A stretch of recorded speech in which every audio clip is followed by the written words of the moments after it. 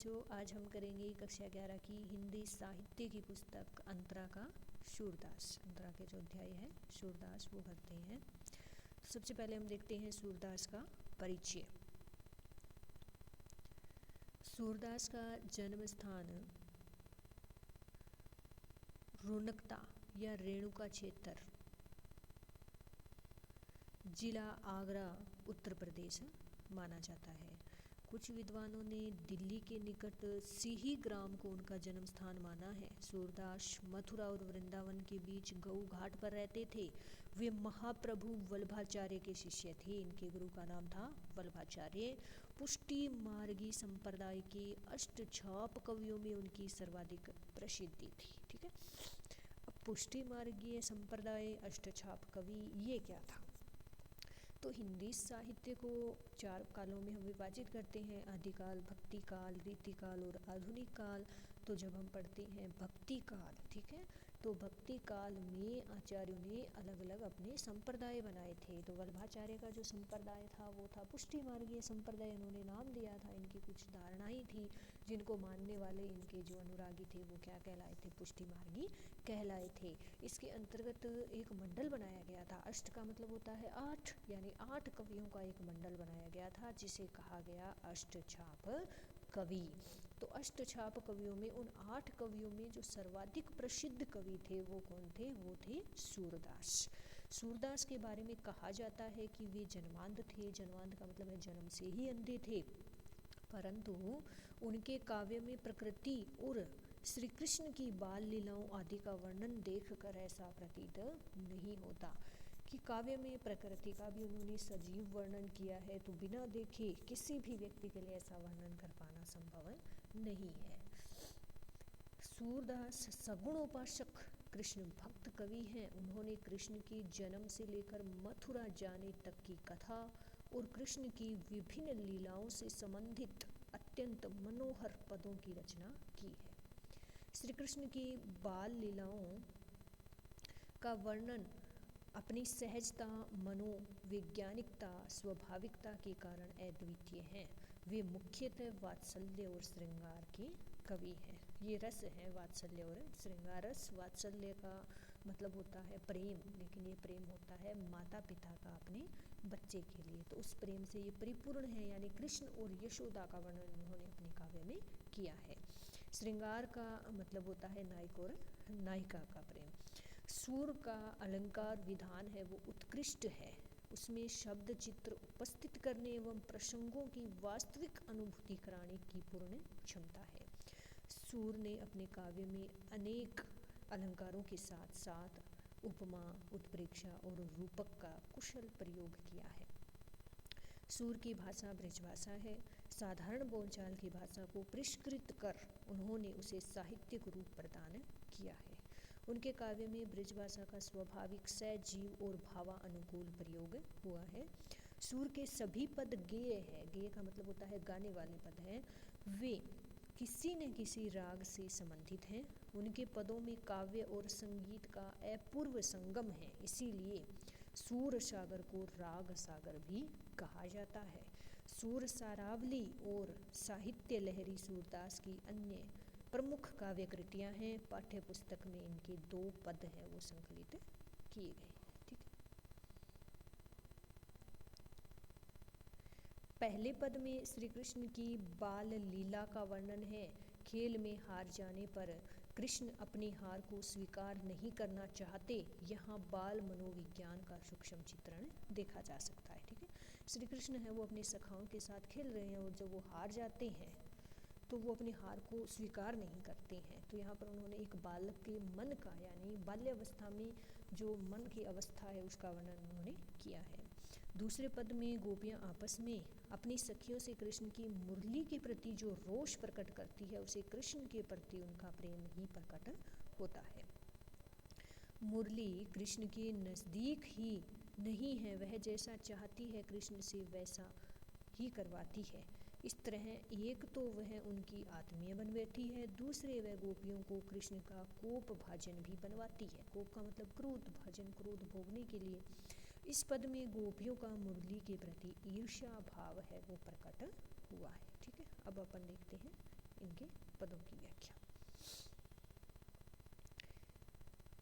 खेलन में काको गुसया, इसमें क्या हो रहा है कि श्री कृष्ण और जो श्री दामा है, सुदामा है, वो खेल रहे हैं। खेल में सुदामा जीत जाते हैं और श्री कृष्ण है वो हार जाते हैं, लेकिन श्री कृष्ण अपनी हार को मानते नहीं है कि मैं हार चुका हूँ। तो उनके जो सखा ग्वाल है वो उनको समझाते हुए कहते हैं, खेलन में को काको गुसया, गुसया का अर्थ है स्वामी, ठीक है, कि खेलने में हे कृष्ण, खेल में कोई किसी का स्वामी नहीं होता। हरी हारी जीते सुदामा, श्री कृष्ण हार चुके हैं और सुदामा जीत चुके हैं। बरबस ही कत करत ऋषया, यानी गुस्सा, कि कृष्ण आप व्यर्थ में ही क्यों गुस्सा कर रहे हो। जाति पाति हमसे बड़ नहीं, जाति पाति यानी जात पात में भी तुम हमसे बड़े नहीं हो। ना ही बसत तुम्हारी छया, छया का मतलब है शरण में, ना ही तुम हमारे कोई शरणदाता हो। अति अधिकार जतावत याते, फिर भी तुम अत्यधिक अधिकार जता रहे हो। याते जाते अधिक तुम्हारे, गया, गया का अर्थ है गाय, भी ऐसा लगता है कि तुम्हारे पास हमसे गाय अधिक है, इसीलिए तुम हम पर ऐसा अधिकार जता रहे हो। रूठ ही करे तासो को खेले, यानी खेल में जो रूठ जाए उससे कौन खेले। रहे बैठी जह तह गवैया, जो गवाल थे वो ऐसा कहकर यहाँ वहाँ बैठ गए। सूरदास प्रभु खेल्यो चाहत, दाऊ दियो करी नंद दुहैया।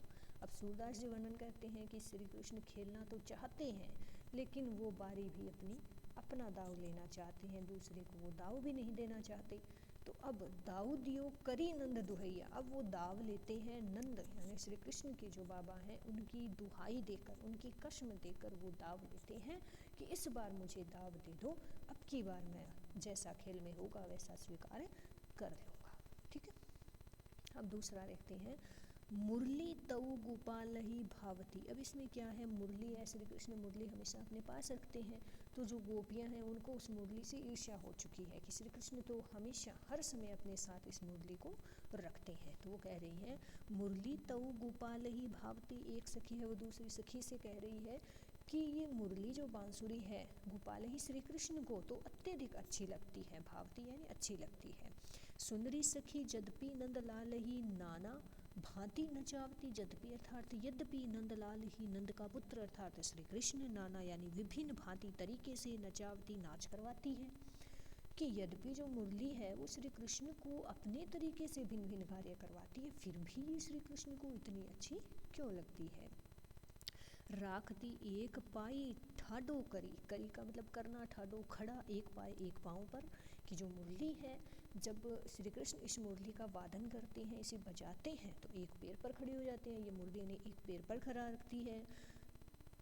अति अधिकार जनावती, इस प्रकार वो श्री कृष्ण पर अपना अधिकार भी जताती है। कोमल तन आज्ञा करवावती, कटी टेडो हवे है आवती, कि श्री कृष्ण का तो जो तन है, जो शरीर है वो अत्यधिक कोमल है, और जो ये मुरली है उनकी ये अपनी आज्ञा का पालन करवाती है। इस कारण श्री कृष्ण की जो कमर है कटी टेढ़ो हवे, अर्थात इनकी जो कमर है वो भी टेढ़ी हो चुकी है।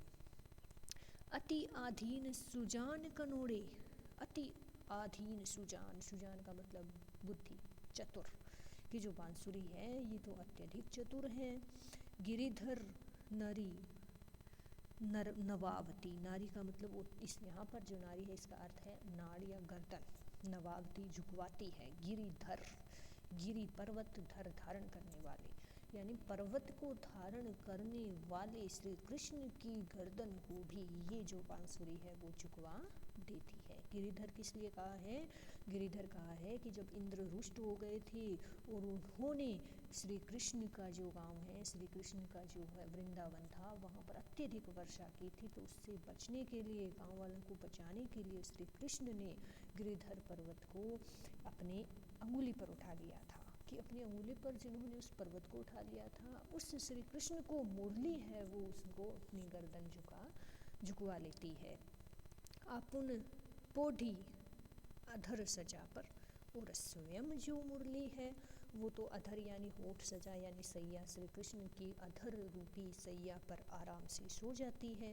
कर पल्लव पलटुआवती, पल्लव कर पल्लव यानी कमल रूपी उनके जो हाथ हैं उनसे अपने पैर दबवाती है। भ्रकुटी कुटिल नैन नासा पुट हम पर कोप करवावती। कोप का मतलब क्रोध।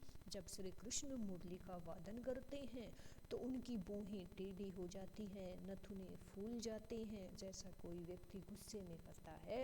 हमें तो ऐसा लगता है कि ये मुरली श्री कृष्ण को ऐसा करने के लिए कहती है ताकि हमें इनका क्रोध झेलना पड़े। सूर प्रसन्न जानी एको छिन धरते शीस डुलावती। सूरदास जी कहते हैं कि इन्हें प्रसन्न जानकर, यानी मुरली को प्रसन्न जानकर श्री कृष्ण एक क्षण में अपना सर हिला देते हैं। तो इसमें सूरदास ने क्या कहा है कि जो गोपियाँ हैं वो श्री कृष्ण की मुरली से ईर्ष्या करती है। अब श्री कृष्ण जब मुरली वादन करते हैं तो उनकी शरीर की जो बनावट है उस बनावट पर व्यंग्य करते हुए गोपियों ने मुरली से ईर्ष्या व्यक्त यहाँ पर की है।